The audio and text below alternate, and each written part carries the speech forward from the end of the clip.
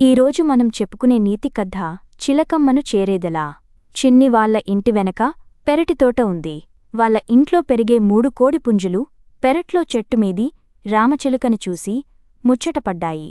దాన్ని పిలిచి, "నువ్వు చాలా బాగున్నావు, మాతో స్నేహం చేయొచ్చు కదా" అన్నాయి. చెట్టుపై ఇంకా పైకి వెళ్ళినా చిలుక, "మీరు నన్ను చేరితే అప్పుడు మీతో కబుర్లు చెబుతాను. వీలైతే ప్రయత్నించండి.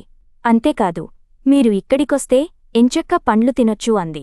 "మేము అంత పైకి ఎగరలేం కదా" నిరాశగా అన్నాయవి. "సాధన చేయండి. కావాలంటే వారం రోజుల సమయం తీసుకోండి. ఏం పర్వాలేదు" అంది చిలుక.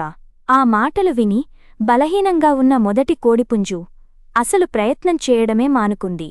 ఎగరడం సాధన చేస్తున్న మూడో పుంజును చూసి రెండోది నవ్వుకుంది. "నువ్వు వారం రోజులు సాధన చేయాలేమో, నేను 2 రోజులు చేస్తే చాలు" అంటూ హాయిగా తినేసి పడుకుంది. కాని అదేమీ పట్టించుకోకుండా మూడో పుంజు దాని సాధన కొనసాగించింది. వారం రోజులు గడిచిన తర్వాత మొదటి పుంజు అసలు ప్రయత్నమే చేయకుండా గట్టుమీదే ఉంది. రెండో పుంజు కేవలం గోడను ఎక్కగలిగింది.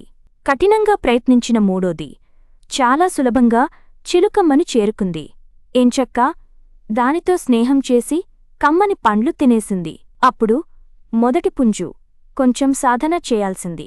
"నేను ఎగిరేదాన్నేమో" అనుకుంది. రెండోది, "ఇంకొంచెం ప్రయత్నిస్తే బాగుండు, నా అతినమ్మకమే ఓడిపోయేలా చేసింది. ఇంకోసారి ఇలా చేయకూడదు" అని బాధపడసాగింది. "ప్రయత్నం చేస్తే ఏదైనా సాధించగలం తెలుసా" అంది చిలుకమ్మ.